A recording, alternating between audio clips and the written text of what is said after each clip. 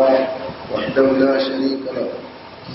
وأشهد أن محمدا عبده ورسوله وبعد السلام عليكم ورحمة الله وبركاته.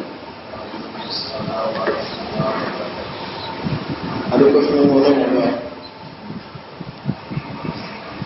أترى إكاية تلفونا محمد صلى الله عليه وسلم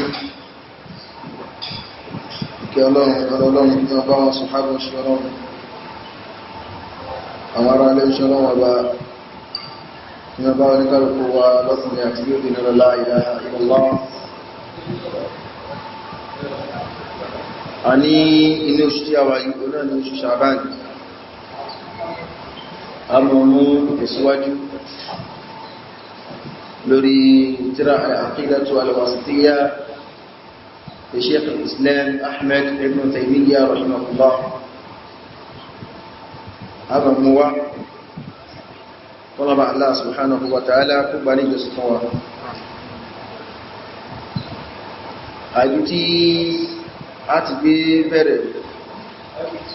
هنا نكتوى سفوا أما بعد فهذا اعتقاد الفرقة الناجية المنصورة إلى قيام الساعة أهل السنة والجماعة. شيخ الإسلام أحمد بن تيمية رحمه الله عليه بتي àwọn ìtìsíwájú ọmọ wa ọmọ àwọn ìfárá wa oyin ọlọ́run olùpẹ́ fún ọlọ́run lẹ́yìn náà ó ṣe àsàlátù àti àsàlámù fánàbíwá Muhammad sallallahu alaihi wasallam níbàmí sí ọ̀rọ̀ tí ọlọ́run bá Allah subhanahu wa ta'ala tí ó bá wá sọ̀rọ̀ bá wá láṣẹ ní Al-Qur'an al-Karim. Bákan náà ládá àdúrà yìí ó ti sí ọ̀dọ̀ àwọn sàhábà àti àwọn aráalé Ànábì sallallahu alaihi wasallam. أخاوني أما بعد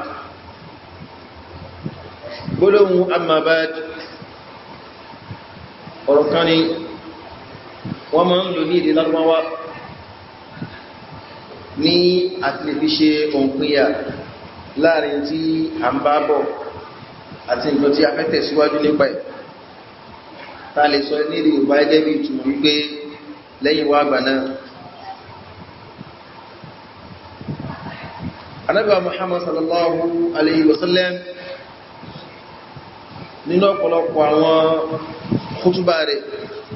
ó máa mú gbólóhùn yìí wá amma ba'd ó máa mú wá.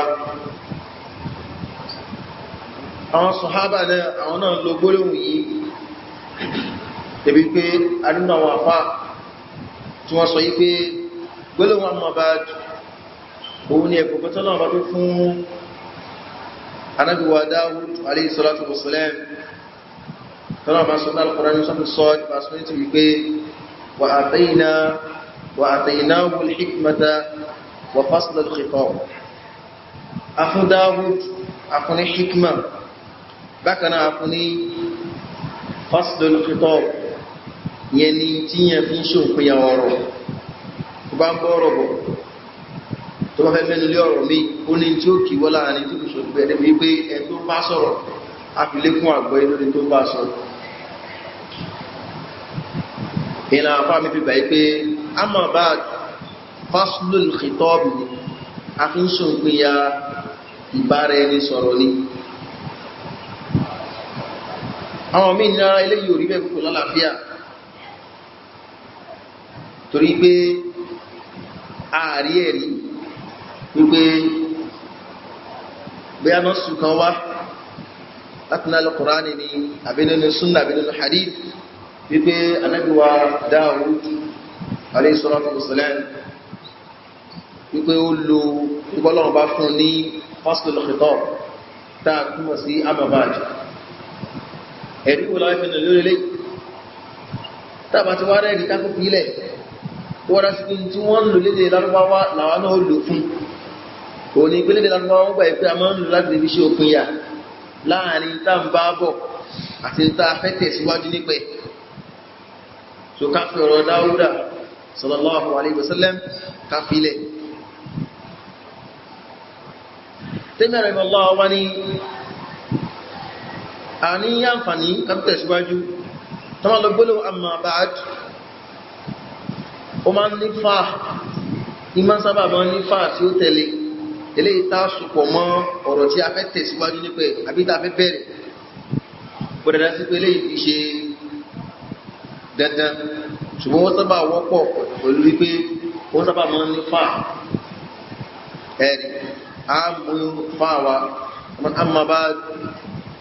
fa inna amma ba'd falawla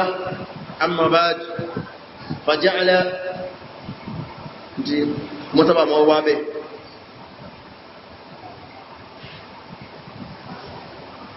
lẹ́yìn náà afáwa ní fahadha i'tiqadu al-firqati an-nadiyati al-mansura ó ní amma ba'd lẹ́yìn wá gbà yìí fahadha gbólóhùn hadha lọ́dọ̀ àwọn oníkéwú alìjà wọn lo hadha nínú asmaul ishara rẹ̀ nínú àwọn orúkọ àtọ́ka ni àwọn orúkọ àtọ́ka ó pọ̀ lédè ìbò kò ju bí mẹ́rin lọ lédè ìbò this that àti those mọ́ èdè lárúbáwá ó pọ̀ débi wípé ẹnìkan ní títí ẹ̀ èèyàn méjì ní títí ẹ̀ àwọn tó pọ̀ náà ní títí wọn ọkùnrin ní títí obìnrin ní títí ẹ̀ tí in tó lẹ́mi ní in tí ò lẹ́mi náà ní ìdí lárúbáwá tó gbé èdè kan tí ẹ pé ó nípìnlẹ̀ tó sì fẹ́ jù ní gbólóhùn hadha a máa ń lo hadha isharatan lil mudhakkar a máa fi ń tọ́ka sí tó bá jẹ́ akọ yálà akọ ènìyàn bí akọ nǹkan yálà nǹkan tó lẹ́mi àbí tí ò lẹ́mi onílàákàyè nàbí kò onílàákàyè wọ́n á lo hadha fún ìdàkejì rẹ̀ oníkan lo dhalika fún ọkọ̀ tó dá sí pé ó jẹ́ akọ pé ó lẹ́mi àbí kò lẹ́mi onílàákàyè àbí kò onílàákàyè ọlọ́ba ní alif lam mim dhalika al-kitab dhalika al-kitab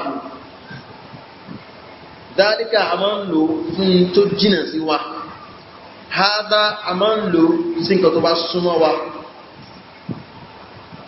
a lè ní hadha maktabu eléyìí ni tábìlì tébù hadha bẹ́ẹ̀tù àdìsọ pé hadha bẹ́ẹ̀tù torí pé bẹ́ẹ̀tù jìnà sí wa ṣùgbọ́n eléyìí súnmọ́ wa hadha maktabu wa dhalika bẹ́ẹ̀tù eléyìí ni tébù ìyẹn òun ni kíni òun ni ilé Lárúbáwá ṣùgbọ́n bákan náà nínú lílo hadha lédè Lárúbáwá òní pé afẹ́fẹ́ máa ń lo hadha fún tí ó súnmọ́ àbí síbẹ̀síbẹ̀ náà a máa ń lo sí ìgbà tó dá sí wípé kò súnmọ́ ṣùgbọ́n ó súnmọ́ làákàyè bí ó bá tẹ̀ súnmọ́ ní súnmọ́ wípé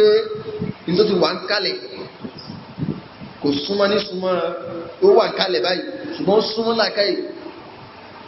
ilé ní dáfàwà tó lò ní ìbáyìí because àwọn òkúta wá ní fahadha ó tí kọ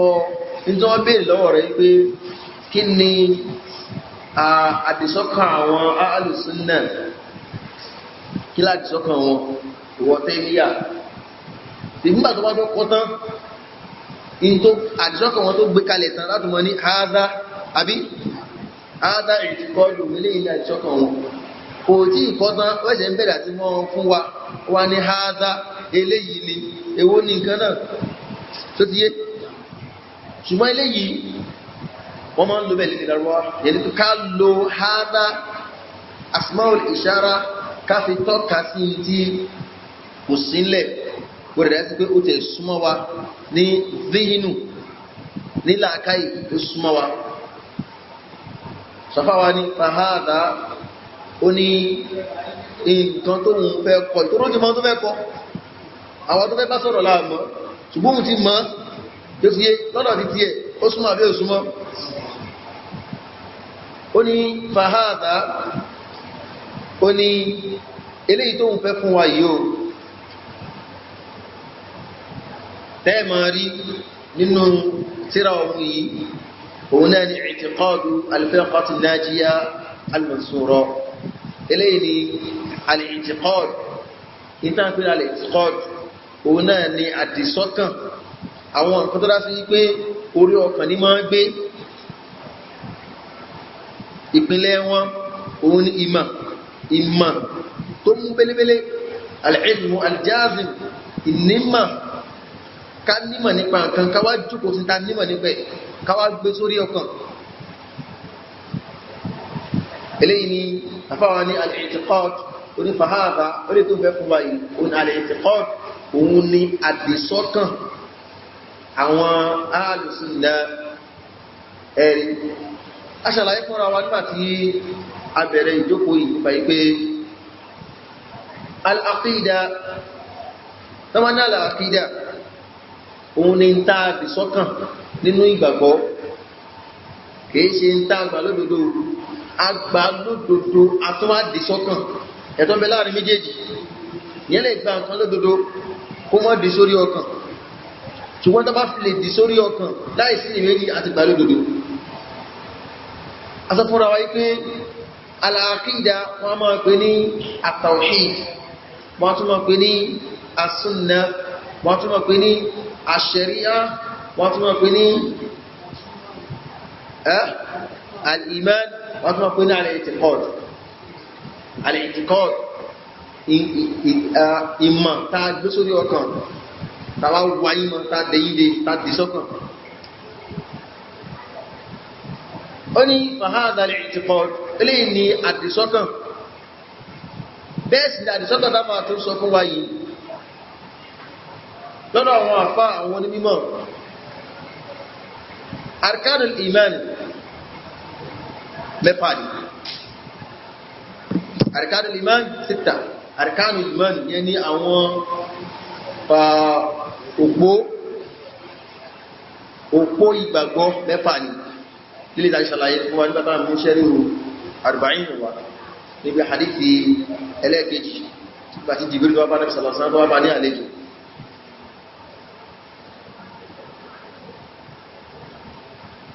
tọ́mọ́ sọ pé al-i'tiqad yẹn ní àdìsọ́kàn àwọn alùsùnnah ìjọ yẹ kọ́kọ́ wà ńlá àkáyè wa number 1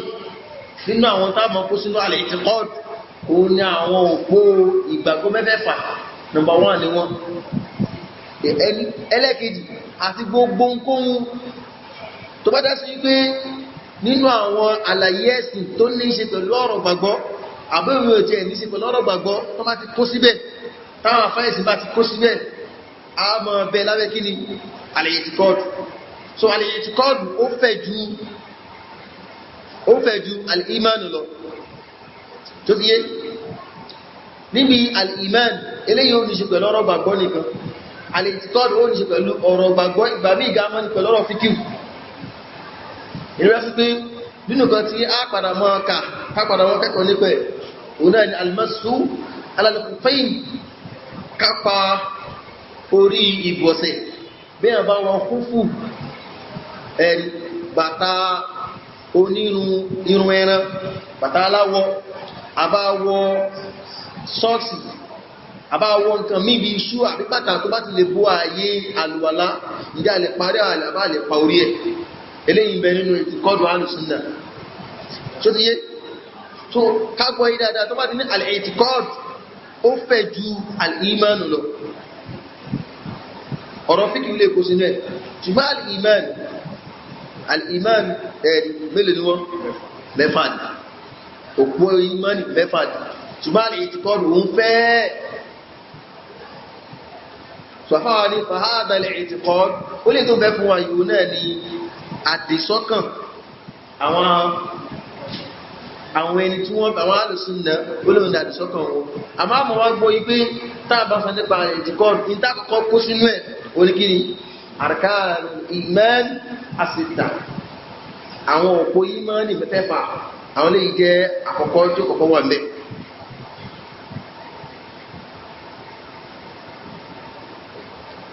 nínú ẹ̀ nínú al-i'tiqad tabalọ gbogbo tó wà nínú fíìsì síra yìí àwọn ìmùtí bẹ̀rẹ̀ lọ́wọ́ lẹ́gbà tó yọjọ́ ọ̀rọ̀ al-iman ẹ̀ẹ́dẹ̀ ló dẹ̀ tó bẹ̀ ó mú ní wípé síra yìí rọrùn fún ní láti gbogbo yé àwọn tàbá ní fíìsì síra yìí lọ́wọ́ ẹ̀sáré wò tàbá content náà kò ní fíìsì ẹ̀sáré wò lẹ́yìn alákọ̀ọ́kọ́ tó mú wá ó ṣàlàyé nípa kíni náà بين المنافق والإثبات في وصف تعالى. نعم. الجمع بين علو وقربة وعدلة وعدلة. gbogbo àwọn yẹn ní ṣe pẹ̀lú kí ni al-imanu billah ǹjẹ́ bá tún lọ síwájú a sọ̀rọ̀ nípa ọmọláyíká tí yóò mẹ́rin wá dé pé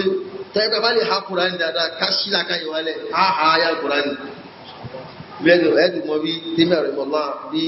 ọlọ́ṣẹ̀ rẹ̀ lọ́rọ̀ rẹ̀ àtọ́fúnra pé ó kọ tíra yìí nígbà tó kí wọ́n á sírì ìfẹ́ ni wọ́n bí lọ́wọ́ rẹ̀ pé dákùn kí ni àkídà àwọn tẹ́tẹ̀lẹ̀ àwọn àkídà alùsùnà ẹ̀fún wa ó sì gbé sí nǹkan ó sì bẹ̀rẹ̀ sí nǹkan ẹ̀rì ó kàn mú ayà yẹn wá ní ó kàn mú wá ní kọ́ bá wọn yẹn burú ẹni kí ni lẹ́yìn àti mọ̀ yíyan yẹn ládìsì yìí wọ́n kọ́ fàdísì lẹ́nu wọ́n kọ́ ó ti ọ̀pọ̀lọpọ̀ ayà Al-Qur'ani ó ti sọ́dọ̀ rẹ́pẹ́tẹ́ wọ́n ní náà wọ́n ní onímọ̀ súnnà tó fásọ̀rọ̀ Al-Qur'an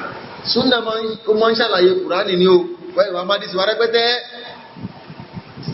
ẹ̀ àfà kan sọ kíní kan sọ ó kó ìdẹ́gbẹ́ kan so àárí tọ́kù ní fíkù dáwà ìyẹn ni ọ̀nà àìkọ́ ogó ìyẹn sí báwọn èèyàn sọ̀rọ̀ àárí kọ́ inú tíra fáwà yìí ṣètí bẹ̀rẹ̀ ìmọ̀lá ó tún tẹ̀síwájú ọ̀rọ̀ nípa ọjọ́ al-qiyamah ashratu sáà ó mú wá ọ̀rọ̀ nípa al-amru bil ma'ruf wan-nahyi 'anil munkar ó mú wá ọ̀rọ̀ nípa aqidatu ahlis-sunnah binisbati ila ashabi rasulillah sallallahu alaihi wasallam ó mú wá kí ni àdìsẹ́kọ̀ àwọn ahlis-sunnah pẹ̀lú àwọn sàábé al-karamat àwọn karama àwọn mujizat gbogbo ẹ̀pá ló mú wá lẹ́bí kò sí kankan nínú àwọn tó ń ṣe pẹ̀lú ọ̀rọ̀ ìgbàgbọ́ tí àfáàwà yìí tí kò mú ẹ̀rùbà kálẹ̀mọ̀ pé kágbọ́ yé pé tó bá ní onífàádà al-i'tiqad ó léyìn ní àdìsọ́kàn ní tó ń sọ fún wa ìjà àdìsọ́kàn la ilaha illallah nìkan o àgbọ̀ ẹgbẹ́ ó fẹ̀ ju ọ̀rọ̀ nípa ọ̀rọ̀ al-imanu àwọn arkanul imani as-sitta ó jù bẹ́ẹ̀ lọ onífàádà i'tiqad ó léyìn ní àdìsọ́kàn al-firqati àrífẹ́ i'tiqad yẹn marfu àbí ó bá rọ́fù wọ́n tàbí ní síra yìí lọ́wọ́ marfu fi hálàtí al-mudaf mudaf ní al-firqati mudaf ilay ṣùgbọ́n lè pé àwọn tó bẹ́ fún wa ní àdìsọ́kàn wọn òun ni àwọn tó ń pè ní al-firqati an-najiyah aṣọ fún wa lọ́pọ̀lọpọ̀ ní ìjókòó yìí pé al-idafa tufidu at-taqyid al-idafa tufidu at-taqyid ìdọ́fà máa ń ṣiṣẹ́ fún ìsúnkanmọ́lẹ̀ kò jù bẹ́ẹ̀ lọ kitabullah òdìnà ẹni kò lè kílẹ̀mẹ̀ tó ti yé i'tiqad al-firqati an-najiyah òdìnà ẹni kò lè kílẹ̀mẹ̀ yẹni pé àwọn tàbí wáyìí kìí ṣe tá a lè rí níbi gbogbo àwọn fúrákù yòókù bí bá ṣe àwọn ènìyàn nìkan na al-firqati tó bá ní gbólóhùn al-firqati ìdápẹ́ ní al-firqa o ní ta'ifatun apá kan nínú àwọn ènìyàn wọ́n máa lò fún àwọn ẹyẹ firqatun apá kan nínú àwọn ẹyẹ bil-kasri bimana at-ta'ifa tó bá fún ní kẹsìrọ̀ firqa ìtumọ̀ ní kíni at-ta'ifa tó máa fún ní dọ́mọ̀ kí láwọn pé fúrúkọ̀ bí máa na at-tafarruq wal-ikhtilaf ìpín yẹlẹyẹlẹ náà kò ní fúrúkọ̀ tó ti yé ṣùgbọ́n ní kálùkù wọn ti wá pín ó ti wà níbi tó wà kí láwọn pé firqa jámù firqa òní firaq ẹ̀rí ìtọ́nà àwọn àfá ọkọ̀tíra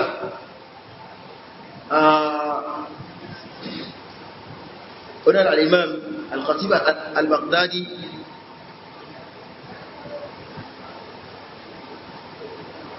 al-usul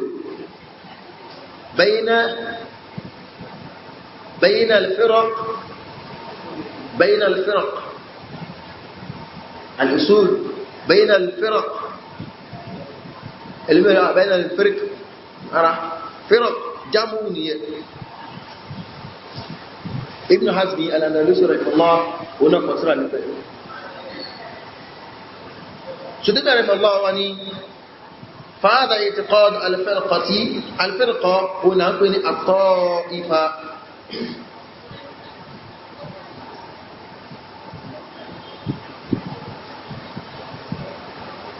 àwọn ẹni wọ̀nyí wọ́n kò wọ́n ní al-firqa torí wípé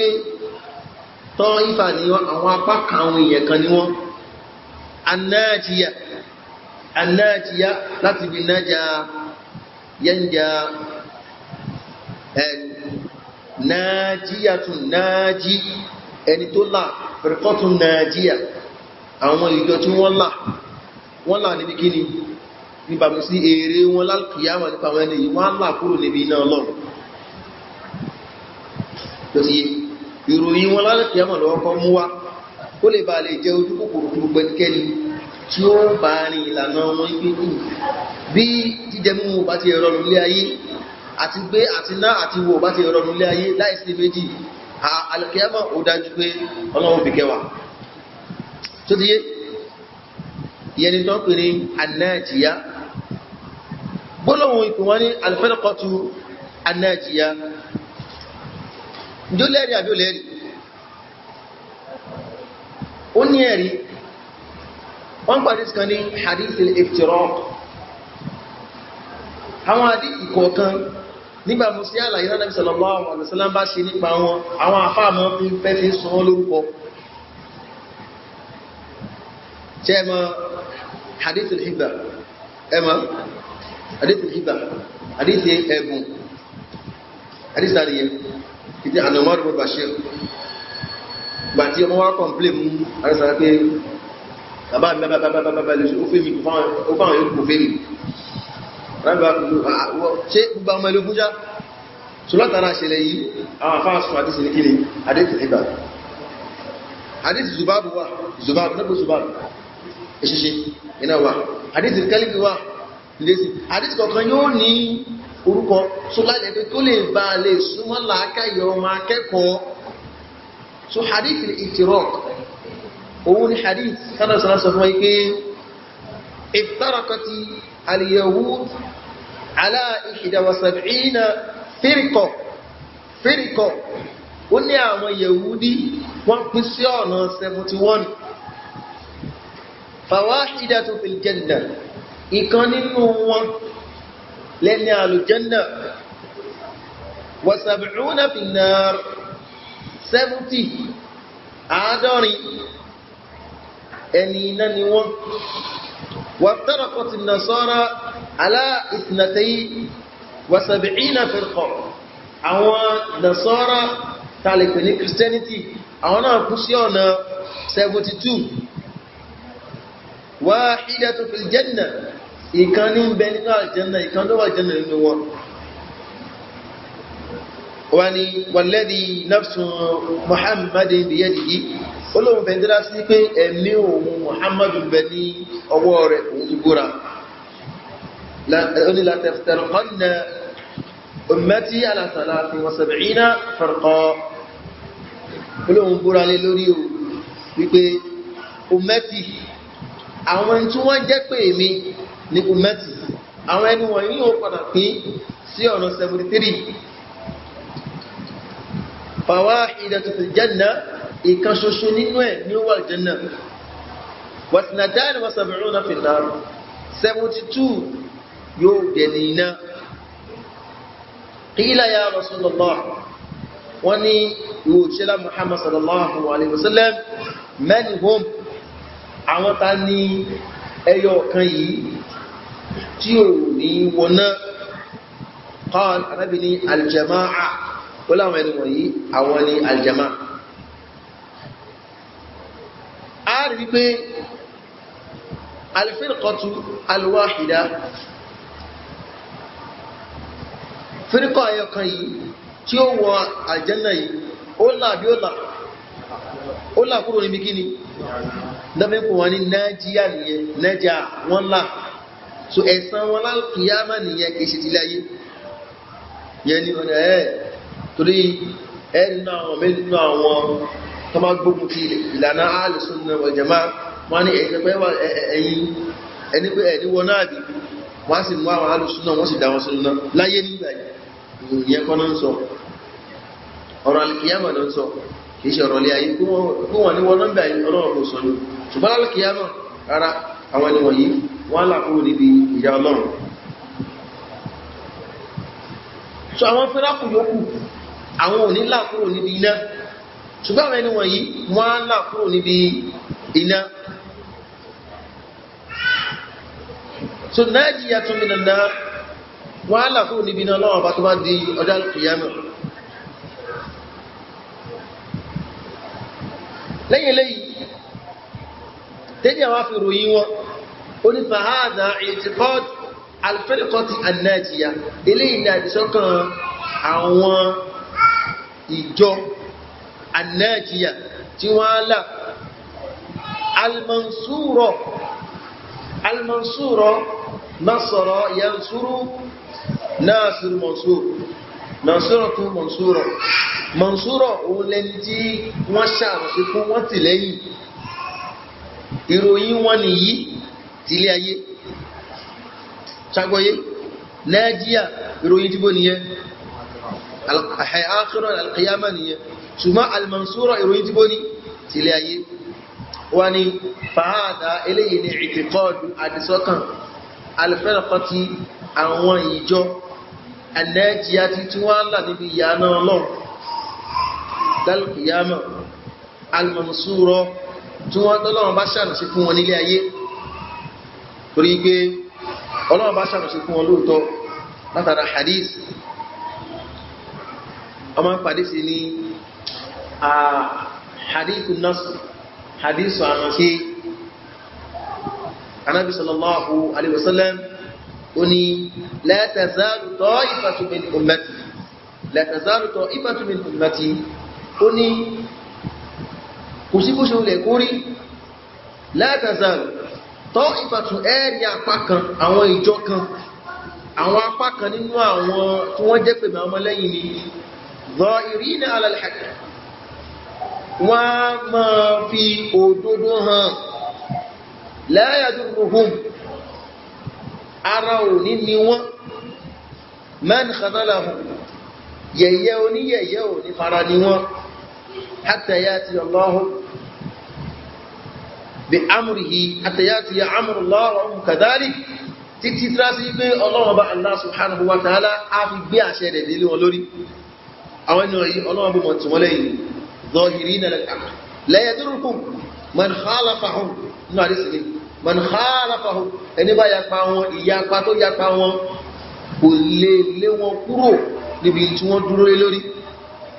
wala man khadalahum àbẹ́ni tó bá fìtínà wọn ní gbogbo ọ̀nà ìyẹ́lé yóò lè dá wọn padà hatta yati Allah bi amrihi títí tọ́lọ́wọ́n bó fi gbé ṣe rẹ̀ ní ló fi gbé àdéhùn rẹ̀ lọ́wọ́ mọ́lá dáálì bẹ́ẹ̀ sì náà ní wọ́n wà lórí ilé ìrẹ́ pé àrànṣẹ́ tọ́lọ́wọ́n bá tí ó ṣe fún wọn láyé tí ó fi tì wọ́n lẹ́yìn náà fún wọn kò wọ́n ní al-mansura wọ́n pẹ̀lú wọn ní at-ta'ifatu wọ́n pẹ̀lú ní al-firqatu an-najiyah at-ta'ifatu al-mansura nínú àwọn orúkọ wọn òun náà ni Ahlus-Sunnati wal Jamā'ah orí mẹ́ta nínú àwọn orúkọ wọn òun náà al-ghurabā àwọn ẹni àjòjì nínú àwọn orúkọ wọn òun náà ni as-salafiyya àwọn tó láti pé gbogbo àlámọ̀rí ìgbésí ayé wọn nígbàgbọ́ níjọsìn ní ìbálò láàrin ara wọn pẹ̀lú dúkìá òun náà ni kíná wí kílẹ̀rí ṣe lè yìí tó pé wọ́n ní àwọn orúkọ tó láti àwọn ẹni wọ̀nyí wọ́n fi hàn ó dẹ́bi ṣàárù wọn símbọ̀ wọn tó tó orúkọ wọn nìyí, ìròyìn wọn nìyí, orúkọ wọn ní ìròyìn wọn nìyí. lọ́sí pípẹ́ tí wọ́n bí al-Imam Ahmad bin Hanbal rahimahullah nípa hadith àkótì pé àwọn ta ní tọ́lọ̀ fẹ́ ṣàrànṣe fún yìí láyé yìí àwọn ta ní al-Imam Ahmad bin Hanbal rahimahullah ní in lam yakunu ala al-hadith fala adri ma yaqulu. ó ní táwọn ẹni yìí bá ṣe alùlà hadith àwọn afọ́wọ́ ní hadith owó fẹ́ máa ń yẹ kó jẹ́ torí pé láti Imam Ahmad bin Hanbal rahimahullah àwọn ẹni tí wọ́n dúró ti súnnà tí wọ́n dáàbòbò súnnà tí wọ́n lé kúrò níbi ìgbàgbọ́ àwọn ẹni ibi àti ìbàjẹ́ àwọn ẹni ibi òun ni àwọn alul hadith ẹni bí pé alul hadith bẹ́ẹ̀ ṣe rí wọn àwọn ni wọ́n di òkú ẹ̀sìn mú ilẹ̀ ẹlùmí owó súnmọ́ ní àwọn afárá dì sí ọgbùdù wọ́n máa dì sí ọmọ fíkíù subhanallah ìyẹn máa dé síbẹ̀ ọmọ fíkíù al-Imam al-Bukhari rahimahullah afá àkílẹ̀ bẹ́ pé wọ́n láfà aládìsí wọ́n ní kò mọ́ fíkíù mọ́ Muslim ńkọ́ wọ́n láfà aládìsí wọ́n ní kò mọ́ fíkíù mọ́ Málíkì ńkọ́ wọ́n láfò ní fíkíù lòun ẹ̀rí pé ẹ pé mọ́ Málíkì rahimahullah nínú tí ara al-Muwatta àdìsí dọ̀yìn tí ó lálàáfíà mọ̀lú olúwẹ̀rẹ̀ báyìí ó pọ̀ mẹ́jà ti rẹ̀rẹ̀ ó ti bẹ́ ìmáàmù ni fíkọ̀ ni ẹ̀rì hujja ni ìmáàmù ni al-Imam Malik rahimahullah tó sí so àwọn ò ní fẹ́nu ẹ̀tẹ́ ká fi bá àwọn àfáwà ṣùgbọ́n àwọn ìlú kan fẹ́ sí bàjẹ́ ẹ̀rì wọ́n ní àwọn àfáà aládìsí wà àwọn onífíkì wà àwọn àfáà onífíkì àwọn ọ̀rọ̀ wọ́n dà gẹ́gẹ́ bí àfáà aládìsí òun ó ní mọ́tò ní kò mọ́ wà afọ́ onífíkì òun mọ́tò wà láìmọ̀ pé àwọn afọ́ onífíkì tó fẹ́ yìn yìí láìmọ̀ ó ti fi ẹnu àtẹ́lù wọn bóyá ní ṣe mọ́ mọ́tò wà láì ní mọ́tò òye bóyá ní ṣe mọ́ mọ́tò wà láì ní mọ́tò so léyìí kìí ṣọ̀rọ̀ gidi tí yẹ ká mọ̀ sọ gbogbo àfáà tó bá jẹ́ àfáà àkọ́kọ́ jẹ́ àfáà aládé ìmọ̀ number 1 torí pé tó bá dìsẹ̀ fẹ́ kóòtì àbí àdìsẹ̀ fẹ́ kóòtì fáwọn èèyàn bóò ní òṣè ní mọ́ tẹ̀sí rẹ̀ verification rẹ̀ ó dá àbí ó dá al-Imam Muslim rahimahullah tó gba tírà hadith Muslim gbogbo àdúgbàdà Sahih Muslim bàbá wa ìyàfá yìí láàrin àwọn tẹ̀bùyìbá àti àwọn topics orúkọ tó máa fún àdíjì kọ̀ọ̀kan la ilaha illallah kẹlẹ̀fún àfáà yìí kọ̀kọ̀ ha ni wọ́n àfóòdìfíkì ni wọ́n tó bá rádìsì báyìí adẹ̀mù tọ́pìkì jáde níbẹ̀ àwọn àpò tọ́pìkì sórí àdísì kan náà ni ó wọ́n lè mú tọ́pìkì márùn wá lórí ẹ̀ bẹ́ẹ̀dẹ̀ ni tó bá rúnà tó runú bọ̀ ẹ̀rí ó lè lékún o ṣùgbọ́n ò lè sọ pé márùn yẹ kò sí bẹ́ẹ̀ bẹ́ẹ̀ ni wọ́n Bukhari náà báwọn afáà ìlú ṣe lè ṣe ní tásìkò wọn tó béèrè fún lè kila lomia ni Sheikh Albani rahimahullah muhaddith ni èjì pàkí afá aládì ti èjì pàkí òpó nílẹ̀ tí ó bá ń sọ̀rọ̀ rọ̀ rẹ̀ ọdẹ sí ní pẹ̀lú orí pé bóòlà fún òṣè jẹ́ muhaddith wà ní jẹ́ pàkí ó ń torí pé àbá òtèmí sí ó bẹ́ yìn àbá òtèmí ní ó àbá òtèmí wọn máa dí ṣùgbọ́n pàkí ni wọ́n abúkú níyẹ̀ bàbá òsèmí náà máa hadith ìlà kan sọ fúnra pé talibul ilmi ọmọ akẹ́kọ̀ọ́ ní bidayatu talibil ilmi ìbẹ̀rẹ̀ kó wá ìmọ̀ ẹ̀kọ́ ìmọ̀ ẹ̀sìn kò ní takhassus ọmọ akẹ́kọ̀ọ́ ìsẹ́kú bẹ́ẹ̀ wọ́n fẹ́ gúládìs kò fẹ́ mọ́ fi gbogbo ẹ̀ ní ó mọ́ kó gbogbo ẹ̀ lọ máa fẹ́ gbogbo ẹ̀ lọ wọ́n nìkan ló fẹ́ fíkíù máa fẹ́ hadith máa nífẹ̀ẹ́ gbogbo ẹ̀ lọ ṣùgbọ́n gbẹ̀yìn kò sí ẹgẹ́ bí ìjọba ẹ̀dẹ́ ènìyàn ọlọ́wọ́ padà jẹ́ kí yẹn fi síbi kan respiration Albani rahimahullah wọ́n padà á fi síbi gíní ibi hadith kìí bẹ́ẹ̀ pé fíkíù àbó òní àbáwọ̀ tèmí àwọn padà fi síbo ibi fíkíù kìí bẹ́ẹ̀ àbó òní mọ̀ nípa hadith ṣùgbọ́n tó mọ̀ kankan àwọn torí masala kan akọ̀mọ̀ bẹ̀rẹ̀ àtọ́jú pa Albani kan hadith ní kò mọ̀ fíkíù gbára aṣọ tó sì mọ́ fíkíù sí lè yí fíkíù tó fẹ́ lò yìí àdísì ló fi ṣe òpó bá ní dọ̀ ìbù ni ó lè rí bíbí ṣe àbí subhanallah so lè kìí ṣe ọ̀rọ̀ gidi so alimá Muhammad bin Hanbal rahimahullah ó ní illam yakunu ahla al-hadith báwọn ẹni tó ń sọ nínú àdísì bá ṣe àwọn àfá aládìsì àá onífàlà ádìrì mọ́lùkọ́ owó ma wọn tó tún jẹ́ mọ́ torípa àwọn ẹni wọ̀nyí àwọn ni wọ́n dúró ti òfin ọlọ́wọ́ Allah subhanahu wa ta'ala bákanáà àwọn ẹni wọ̀nyí wọ́n tún máa kún wọ́n ní aljama'a bọ̀rẹ̀ tí tẹ́mí àrùmọ̀lá onáàmúwá onífàáàdà ìtìkọ́ alfẹ́rẹ̀kọ́tí annájíyá almansúrọ̀ wà ní kíni kí wà nínú wéyí nínú alìsúnnàtí waljama'a torí wípé tàbá ní gbólóhùn alìsúnnà wọ́n máa ń lò ní ọ̀nà méjì àkọ́kọ́ síwájú ahalu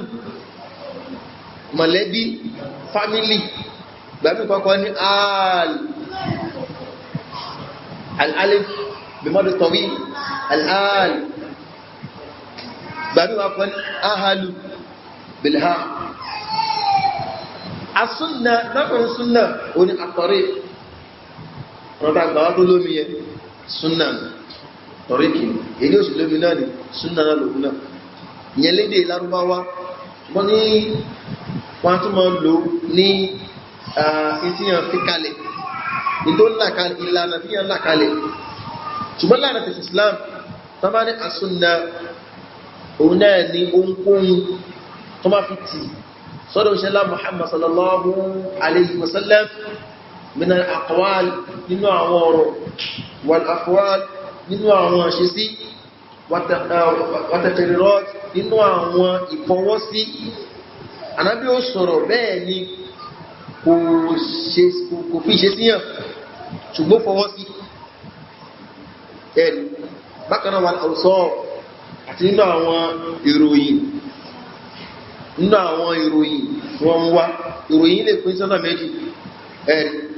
ìkan àwùsọ́ alkhalkiya àwọn òròyìn bọ́lá wọn bá ṣe dẹ́ṣẹ́lá Muhammad sallallahu alaihi wasallam Ànábì ò ga bẹ́ẹ̀ ni kúkúrú àwọn alkhulkiya al-awsaf al-khulkiya àbí àwọn òròyìn tó dá sí ní pé ó jẹ́ bí àwọn ìwà Ànábì dẹ́ṣẹ́lá Muhammad sallallahu alaihi wasallam laysa bi mutafahish laysa bi fahish wala bi mutafahish Ànábì ṣe oníbàjẹ́ bẹ́ẹ̀ ni kìí spread ìbàjẹ́ ẹ̀rí kìí sí ìparọ́ so eléyìí sí ẹ̀rí pé àwọn ìwà lélẹ́yìí kìí ṣe àdámọ́ àwọn ìwà lélẹ́yìí so eléyìí táwọn pè ní súnnà náà àwọn alifirikọtì anájiyàtì almansurọtì alùsúnnàtì wàljàmá olùdọ́dá sí pé ahàlùsúnnà àwọn ìròyìn táàsọ yìí tánàbí fílẹ̀ sallallahu alaihi wasallam òun làwọn náà gbéwọ̀ أقوالهم أفعالهم تقريراتهم أوصافهم نقول على السنة لكن ما يبقى مجرد التسمية ordinary name tí yẹn kan kúrẹ̀ ní súnnì ní mí alùsùnà ní mí kò tí ìsọgbẹ́ ni yẹ ti di kí ni alùsùnà akíkọ̀tà tó ti yé ṣùgbọ́n alùsùn nà ẹjọ́ lásán wípé náà ìsọ̀rọ̀ sí ẹ̀ ìṣe sí ẹ̀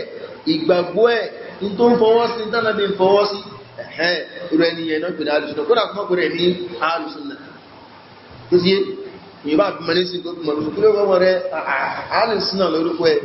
fúkọ́ bá àpàdà máa rí tó náà kan ibi tí bí wọ́n dé wọ́n sọ mọ́ ní basmala alẹ́mí sọ wọ́n ní ẹ̀ẹ́tẹ́kùwà láì ní ìgbìmọ̀dé abẹ́kí ni subhanallah wọ́n gbé ìjú sàskàrù náà rọ́bàdẹ̀dẹ̀ bá mi pàtàkì ọ̀dọ́ tàkì jímọ̀tọ̀ wọ́n ni mọ́bìnẹjọ́ kẹ́ẹ̀kọ́ ní subhanallah pàtàkì mo ti mọ̀ yìí ó bá dọ̀rọ̀ ó ní mo tún ní láwọ́lọ́wọ́ lápùwọ́sàgọ́ tó wà ní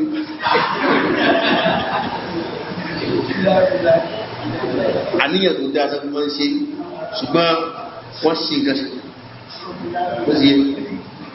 tàbá sọ wọn ní subhanallah ọlọ́run dá gbogbo wọn mùsùlùmí o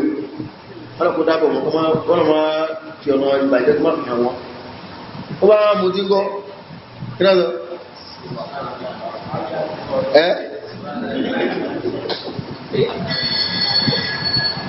wọ́n ní subhanallah mú tí alójá ń bẹ́ o àwọn tó wá sọ̀rọ̀ ní alhamdulillah ọmọ ló ti kí ní ẹ̀dọ́ ṣíláì sí méjì yóò mọ yẹ̀yẹ́ sí jẹ́ so eléyìí náà ẹ̀rẹ̀ lómi kí ní àpáríyẹ àfá olóúnjẹ àfá sálàfí ní àfá òní àfá alùsúnnà ní yẹ ló mú ẹlòmí orí ana muslim gbogbo musulmi jáde jẹ́ musulmi àbí ìṣẹ́kùnrin ní sàlàfíyú àtàríyú sunníyú kídó ni gẹ̀rẹ̀bíyú kídó ni ìfẹ́ fọ́rẹ̀ mọ́ kò sí láìfì níbẹ̀ bí i bá jẹ́ o tẹ́bí àrẹ̀mọ́lá ní wàrà rẹ̀ kò sí aburú kò sí láìfì ń bẹ̀ ẹ̀rì kíyàn sọ bẹ́ẹ̀ pé òun jẹ́ báyìí kò sí láìfì níbẹ̀ ṣùgbọ́n ọ̀dọ́ fẹ́ jẹ nígbà tí yàn lọ sáré tó lọ mọ́kà ní ẹni lọ mọ́kà tó dé wọ́n sọ mọ́ ṣe yí o mọ́ ṣe yí èmi ó ṣe yí máa ṣe yí kó ní yé fi sí ìyàwó olùgbé eyín mọ́kà sí ti rí ó wá ṣe yí ẹgbẹ́ lómi ti lọ sí ájí tẹ́lì mọ́ kó lọ sí ájí láàrin yíba ìlú tẹ́lẹ̀ nímọ̀ àbí mọ́tò àti lẹ́yìn mọ́kà ẹ má bẹ́ẹ̀ nímọ̀ pàdé mo ti báyìí alájì ẹ mú tí ni ìlọ́mọ́ká ilé ìgọ́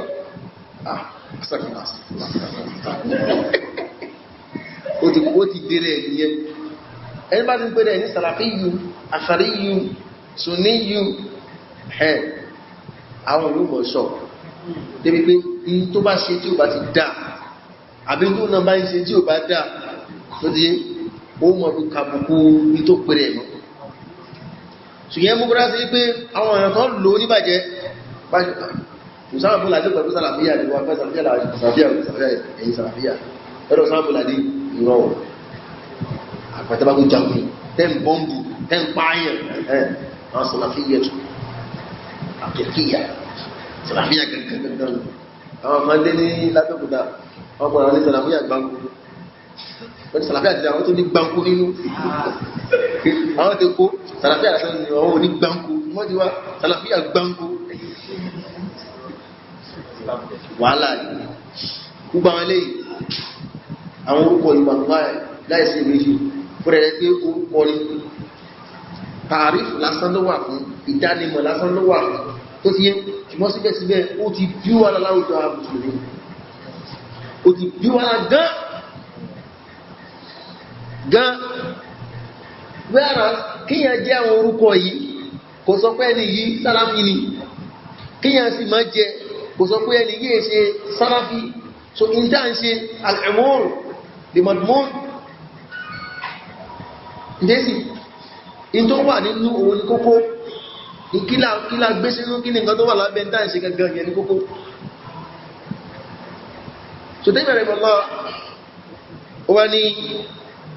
ahlus sunnah ó ní àwọn ahlus sunnah àwọn ẹni tó dá sí pé wọ́n kó àwọn ìròyìn yìí wọ́n kò sínú bí dá sí pé tó máa lọ gbólóhùn ahlus sunnah ẹ máa fi wàjàmáà sí wàjàmáà ní tó wá ṣe mẹ́ o ahlus sunnah ó ní tó wá ṣe wọ́n máa ń lò fún nǹkan méjì alákọ̀ọ́kọ́ tó máa lọ gbólóhùn ahlus sunnah wọ́n fi ń ṣe yàtọ̀ láàrin àwọn ṣíà àti gbogbo ìjọ mùsùlùmí tàbá fi yọ ṣíà kúrò táyọ àwọn Khawarij kúrò Mu'tazila táyọ wọn kúrò àwọn èyí ṣe Ahlus Sunnah àwọn yòókù bí Ash'ariyya Maturidiyya gbogbo àwọn ilé ìgbẹ́gbẹ́gbẹ́gbẹ́ lọ kí ni wọ́n Ahlus Sunnah tàbí pín alamul Islamic world tàbí pín sí méjì ẹgbẹ́ àwọn olébọn ní Sunni àti gini Shiite tó bá ní Sunni ẹmọ̀ wọn ọ̀nà bí Rafida àwọn èèyàn Ithna Ashariya àwọn bẹ́ẹ̀bẹ́ẹ̀ lọ ọ̀nà pẹ̀lú Shia nìyẹn àwọn alùsùnà náà àwọn alùsùnà wọ́n pọ̀ ní àwọn bí Ashaira Maturidiyya àwọn ìrọ́pù so pípín yẹn láìsí méjì ó wọlé àwọn afá àgbà torí pé níbi tí mùsùlùmí bá ti wà nísìn ó wà ní ìlú kan wà kọ́ntùrì kan kọ́ntùrì tó wà yìí mùsùlùmí méjì péré ló wà níbẹ̀ wọ́n ní kẹta ẹni kíní Ṣíà ni ẹni kejì àṣíyàrí ni Àṣáírà lòun ta ló súnmọ́ náà méjèèjì so ibẹ̀ òṣèlú àbí òṣèlú so pípín kan nìyẹn ẹ̀rì dásí pé a gbọ́dọ̀ gbọ́yé dáadáa táwọn bá bá pín tó máa ń lò ó bẹ́ẹ̀ ó ní bá bẹ́ẹ̀ lò bẹ́ẹ̀ tí mẹ́rin mọ́lá aṣọ nígbà mi nínú mọ̀tàfà ẹgbẹ́ níbi tí ó bá ti sí Ahlus-Sunnah náà Ash'ari Ahlus-Sunnah náà tó ti yé so pípín kan nìyẹn pípín ẹlẹ́ẹ̀kejì òun ni kan lo gbólóhùn Ahlus-Sunnah wọ́n máa lò fún àwọn tó dá sí wípé wọ́n ní ìgbàgbọ́ wọn ìjọsìn wọn ìwà wọn ìbálò wọn pẹ̀lú àwọn ènìyàn bákan náà ìdájọ́ wọn àti juwọ́lẹ̀ fófin lọ́pọ̀mọ́pọ̀ wọn ní kí ni Ahlus-Sunnah tó níbi eléyìí nísìn ayò Àṣáírà kúrò tó ti àwọn Àṣáírà àwọn òsì ń bẹ̀ Maturidiyya àwọn òsì ń bẹ̀ torí pé àwọn Àṣáírà níbi ọ̀rọ̀ ìgbàgbọ́ níbi ọ̀rọ̀ àsìfáàt àwọn ìròyìn tápadà mọ́mọ́lá ìwá lórí ẹ̀ wọ́n tako Ahlus-Sunnah ẹni wọ́n yapa ìlànà Ahlus-Sunnah níbẹ̀ rẹ̀ Àṣáírà ìkùn ẹ̀ka àwọn fún Ahlus-Sunnah ṣe ó yé tàbá ti ní ṣàlàyé nípa ọ̀rọ̀ ìgbàgbọ́ nípa ọ̀rọ̀ ìjọsìn nípa ẹ̀yàfẹ́tú pẹ́pẹ́ ọ̀rọ̀ so àwọn Àṣáírà wọn sí bẹ́ mọ́tàwádí ká pé àwọn mùsùlùmí láyé sí méjì Àṣáírà wà nínú Ahlus-Sunnah nínú àwọn tàwá pín sí méjì yìí àwọn Ṣíà lọ báyìí àwọn Ahlus-Sunnah báyìí àwọn eléyìí á fi pín wọn sí mélòó méjì àwọn kan bẹ̀rẹ̀ pọ̀ ní Ahlus-Sunnah gangan àwọn èèyàn ni á fi wal Jamā'a àkùtì tí wọn èyí tá a kọ́ pín sí méjì Àṣíyà wà Ahlus-Sunnah wal Jamā'a ò sí mbẹ̀ tó ti yé ṣùgbọ́n ìpín ẹlẹ́ẹ̀kejì tàbí pín Ahlus-Sunnah á pín wọn Ahlus-Sunnah wal Jamā'a àti Ahlul Bid'ah wal Ahwā' ṣòdébẹ̀rẹ̀ mọ́lá wa ní Ahlus-Sunnati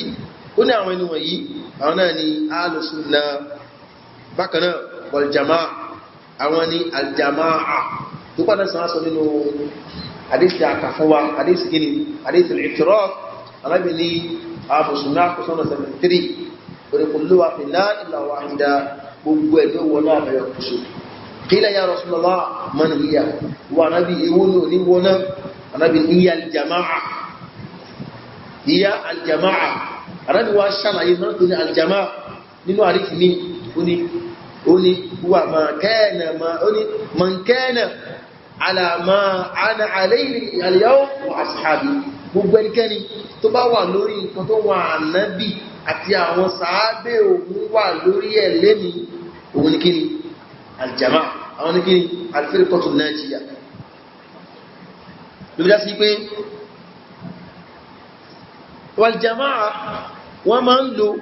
fún àwọn Ahlus-Sunnah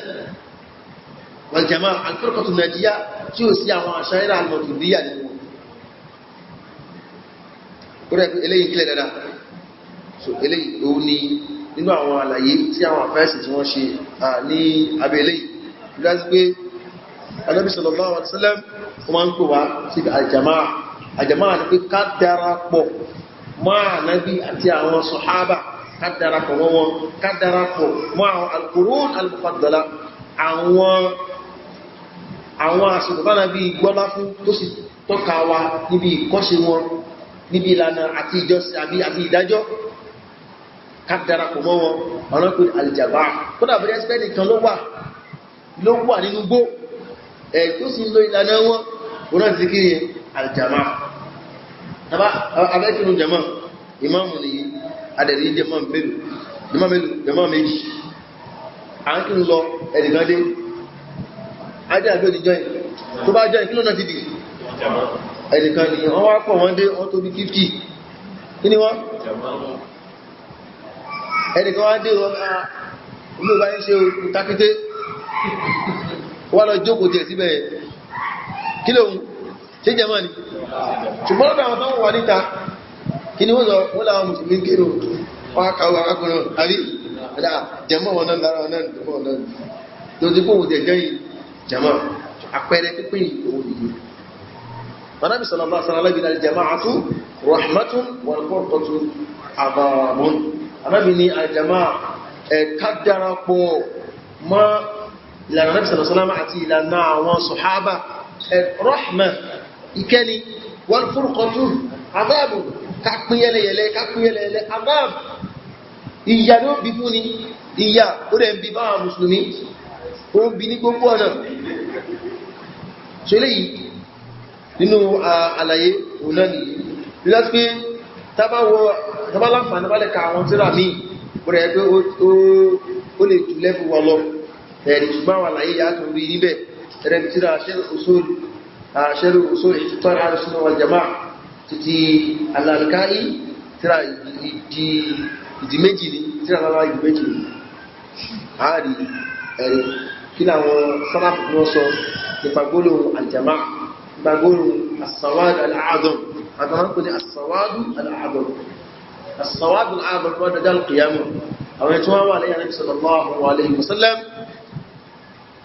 sawad ìwò wọn lọ́kàn wọ́n dúdú al-a'zam ṣùgbọ́n ìjọ wọn pọ̀ torí pé àwọn ẹni wọ̀nyí wọ́n dúró ti ìlànà ìṣẹ́lẹ̀ sallallahu alayhi wa sallam Ànábì sallallahu alayhi wa sallam alaykum bis-sawadi al-a'zam àwọn afáàmì wa mọ́ mẹ́nu bọ́rọ̀ àti pé àdéṣì ló ní bákan láìsí méjì àwọn tó jọ bẹ́ẹ̀ kó lè dáadáa lọ́dọ̀ àwọn sàhábà náà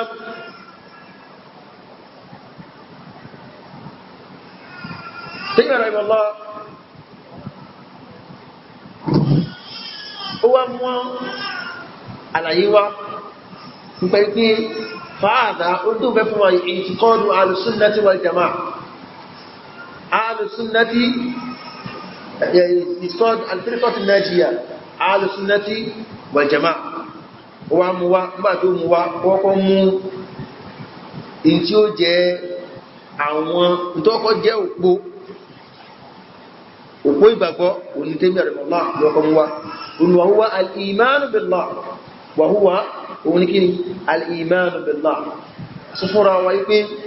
ahlus sunnah wal jamaa al-firqatu an-najiyya as-salafiyya ìtọ́kọ́ jẹ́ àkọ́kọ́ nínú usulu wọn usulu ìtìkọ́dì wọn àwọn òpó àdìsọ́kàn wọn òun ni òpó ìgbàgbọ́ mélòó mẹ́fà tí ń bẹ nínú hadith ti Jibril ọmọ pẹ̀lú hadith Jibril torí pé ó gbajúmọ̀ pẹ̀lú orúkọ ìlọ́dọ̀ àwọn àfá Ànábì sallallahu alaihi wasallam bàtí Jibril lọ abala lẹ́jọ́ Jibril bẹ̀rẹ̀ gbóní ya Muhammad wa Muhammad fa akhbirni anil iman wa Muhammad sọ fún mi ṣàlàyé fún wa nípa tó ń pè ní al-iman kí náà ń pè ní al-iman ìgbàgbọ́ Ànábì sallallahu alaihi wasallam wa al-iman billah wa an tu'mina billah kò nígbàgbọ́ nínú Ọlọ́run màláìkàtí àwọn màláìkà rẹ̀ wa kutubi àwọn tírà rẹ̀ wa rusuli àwọn òjíṣẹ́ rẹ̀ wal ba'th ba'da al-maut kò nígbàgbọ́ nípa ìgbédìde lẹ́yìn ikú wal iman bil qadar kò nígbàgbọ́ nípa kádàrá khairihi wa sharrihi dáadáa àti tí ó dáa ìní tó dáa tó rí àti tí ó dáa tó rí tí ó nífẹ̀ẹ́ sí bákan náà ní gbogbo ẹ̀.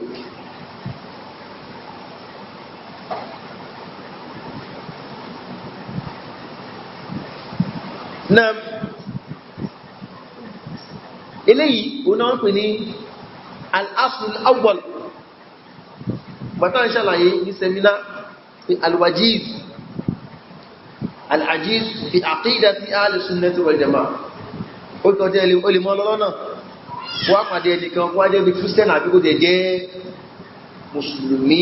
tó fẹ́ gbọ́ nǹkan yé ẹ̀dàkùn àfà máa ní kí ṣòkòtò yín báyìí àbí àjíyà ẹ̀dàkùn ẹjọ́ kí tiẹ̀ ní ìgbàgbọ́ ìgbàgbọ́ náà àgbàgbọ́ ti wá àwọn máa ń bojú àwọn lè ṣọ̀rọ̀ gbàgbọ́ ti wá ṣọ̀rọ̀ tọ́mọ́ lóbi àwọn lè ṣọ̀rọ̀ gbàgbọ́ fòrò làwọn lè kágbọ́ yé ẹgbẹ́ kìíní ìlẹ́sẹ̀ mẹ́rin àwọn ẹsẹ̀ ìtàn pẹ̀lú usulu nìyẹn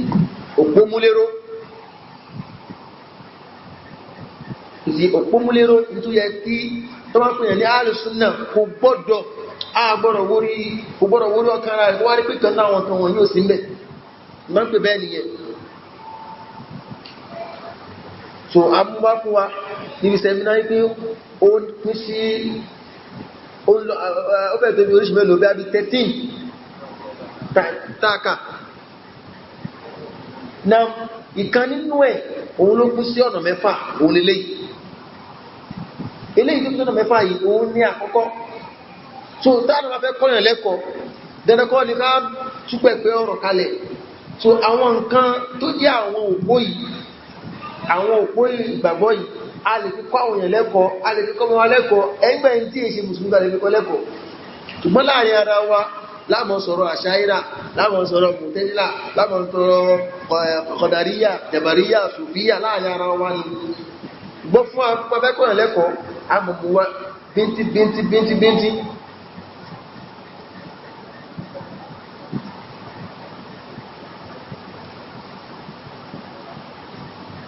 afáwa Ibn Qayyim al-Jawziyya tó jẹ́ ọmọ tó fún Ibn Taymiyyah rahimahullah ó kọ sílẹ̀ àwọn pè ní anúníyà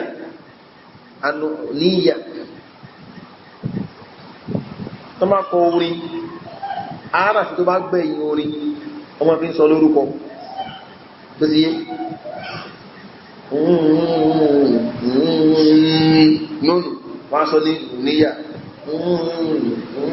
fa ke fàáyà ìdí tọ́yíyà ìdí ọmọ bí ń sọ orúkọ orí so nù níyà lọ́kọ́ tó ní orúkọ tíra yìí subhanallah tíra láyìí ìjẹ́lá fẹ́kan ní orin ló kọ délẹ̀ kí ṣe orí bí fújì orí gbàsúmọ̀tọ̀ orí ẹ̀kọ́ orí ìgbàgbọ́ ó kọ nínú tíra rẹ̀ pé ar-rusulu muttafiquna qat'an fi usul ad-din duna shara'i al-imani ó ní gbogbo àwọn òjíṣẹ́ Ọlọ́run ẹnu wọn kò lórí tó jẹ́ ìpínlẹ̀ ìgbàgbọ́ ìpínlẹ̀ ẹ̀sìn yàtọ̀ sí ẹnu wọn kò níbi àwọn ìdájọ́ shara'i ẹ̀rí ṣùgbọ́n ìpínlẹ̀ ẹ̀sìn ẹnu wọn kò lórí ẹ̀ orí kullu lahu shar'un wa minhajun wa dha fil amri la tawhidi faf'amdani ó ní ìkọ̀kọ́ nínú wọn ló ní ìlànà ìjọsìn tọ́lọ́wọ́n bá fún àti ìlànà bí ó ṣe dájọ́ ẹ̀rí ṣùgbọ́n níbi tawhid gbogbo wọn bákan náà nígbà tí pé ọ̀rọ̀ kúnlẹ̀ ọ̀rọ̀ ọ̀dọ̀bálẹ̀ báwo ló ṣe wá di ọ̀rọ̀ ṣíríkù ọ̀rọ̀ kúfúrù bábàtẹ̀ ìdínà àwọn àfáà tí ó sọ ọ̀gọ̀rọ̀ àwọn àfáà takò no eléyìí ọ̀rọ̀ máa sí àní lókùn ìgbà tí yóò bá ti láìníyàn fún ìjọsìn fún ẹni yẹn ordinary fi hàn kúnlẹ̀ ní ọ̀dọ̀bálẹ̀ kò lè bọ́ sí ọ̀rọ̀ ṣíríkù torí pé Ọlọ́run bá Allah subhanahu wa ta'ala ó ṣe ní ẹ̀tọ́ fún àwọn ànábì kan bí bá ti ẹ̀ṣẹ́ léwọ̀ fún ṣẹlá Muhammad sallallahu alaihi wasallam bóòdó Ọlọ́run ṣe wá ṣe ṣíríkù fún ànábì kan rí a wá ṣe léwọ̀ fún Muhammadu ṣùgbọ́n tí yé tó kí eléyìí ọ̀rọ̀ gidi ni tó ẹni bá ń kúnlẹ̀ ẹlẹ́ṣẹ̀ lọ ṣùgbọ́n ẹni tó bá fi ìkúnlẹ̀ yìí tó fi ìjọsìn fún mo ń jọ́sìn fún nǹkan yìí ó dà kó jẹ́ pẹ́ńsù mushriku káfíìrù yẹni kọ́kọ́ ìdúró gan bí ẹ bá ń dúró tó bá ń dúró ẹ gbogbo alamọ́sáwà dúró ẹ̀rì pátáwọn secondary school bá dẹ́nu gẹ́ẹ̀tì báyìí kan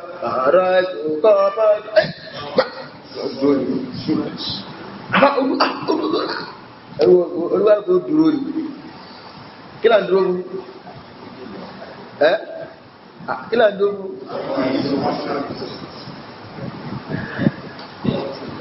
ẹlòmí ẹni wà fara akọ̀bọ̀ kàfàrà ọ̀yàn lọ ní àkókò káàkiri àwọ̀ ẹgbẹ́ ìmìnìkan muslim wọ́n ni ó kà òwe sàrùjẹ́ náà ní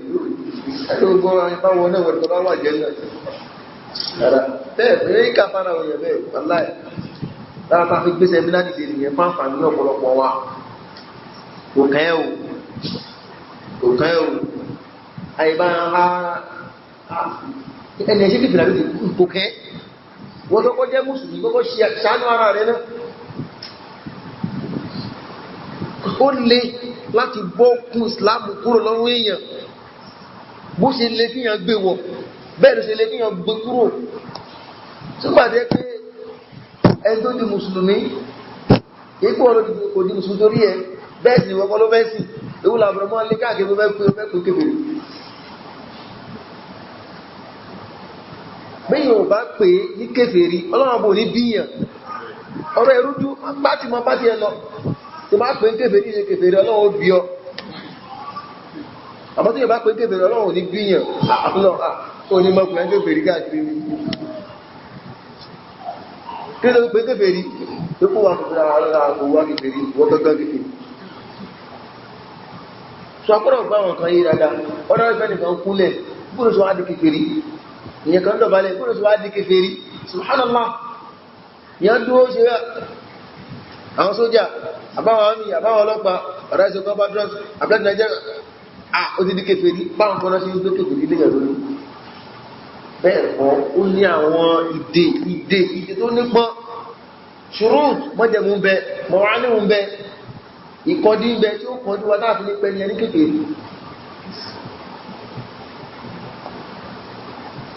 nígbà Mu'adh Jabal tó dé láti Yemen ẹgbẹ́ ṣe kọfà náà ṣanájí anáyí pé kékeré bàtán dé lù Mọ̀dínà sáàsàdé ní wà náà bí fún wa dáì náà náà mọ̀ fi àwọn tó ń kùpárù ní arábí òkú wọn kéfèé lórí arábí subhanallah subhanallah innaha lasanah dáná bí sọ̀rọ̀ wọ́n ní ẹ̀yìn musulmi ẹgbọ́ ẹ̀mọ̀ tẹ̀lé lànà àwọn Yẹhudi lànà àwọn ọ̀sọ̀ ẹ̀mọ̀ tẹ̀lé síbẹ̀síbẹ̀ anábí òkà fara wọn kọ̀sí ní ẹ̀yìn àrùn kan tó ju HIV lọ ní ìsìn tó gbajúmọ̀ láwùjọ àwọn mùsùlùmí pápá jùlọ àwọn àwọn apẹ̀rẹ̀ ní àlùsùn náà ó lànà tẹ̀kbír aṣọ́ra dáadáa aṣọ́ra ó léwu gan so eléyìí nínú ẹ̀kọ́ ni afáwọn ni wakadha naftahu annahum aidan da'aw lil khamsi wa hiya qawaid al imani oníbákanáà àwọn ànábì Ọlọ́run ẹnu wọn kò lórí in tí wọ́n pèpè sí nínú àwọn ọ̀rọ̀ ìgbàgbọ́ àwọn tó pèpè sí iná pẹ̀lú qawaidul iman òun ni àwọn òpó ìgbàgbọ́ imanuna billahi ìgbàgbọ́ wa sí Ọlọ́run thumma bi rusuli lẹ́yìn náà sí àwọn òjíṣẹ́ rẹ̀ wa bi kutubi àwọn tírà rẹ̀ wa qiyamatil abdani àti nígbàgbọ́ sí ọjọ́ kìyàmọ́ tọ́lọ́run ọba yóò mọ̀ gbé wa dìde وبجنده وهم الملائكة الأولى هم رسله لمصالح الأكوان bákan náà àwọn mọ̀lẹ́kà Ọlọ́run tún ní àwọn mọ̀lẹ́kà ká nígbàgbọ́ nípa àwọn mọ̀lẹ́kà tẹ́lẹ́kọ̀ Ọlọ́run bá máa rán wọn ṣẹ́ ẹ̀rí láti lè darí ilé ayé ó ní hadi usulu din bí dáná gbogbo nínú ó ní eléyìí òun ní àwọn ìpìlẹ̀ ẹ̀sìn haqqan la usulul khamsil qadi wal abadani ọ̀rọ̀ eléyìí o níta gbọ́dọ̀ dìbò dáadáa ní eléyìí ìpínlẹ̀ ẹ̀sìn so eléyìí nínú ẹ̀kọ́ ní so àwọn nínú ẹ̀rọ lọ àwọn mú ìkọ̀ọ̀kan nínú al-imanu billah a máa mú àwọn al-Qur'ani wà lẹ́ẹ̀kọ̀ọ̀kan mú wá a mú mọ̀lẹ́kà wà ọ̀rọ̀ tí mọ̀lẹ́kà yóò mú ayé al-Qur'ani wà kálíbà lè ní ìgbàgbọ́ kálíbà pé ń tá ní àbí ń tá mọ̀ àbí tó jẹ́ gbàgbọ́ wa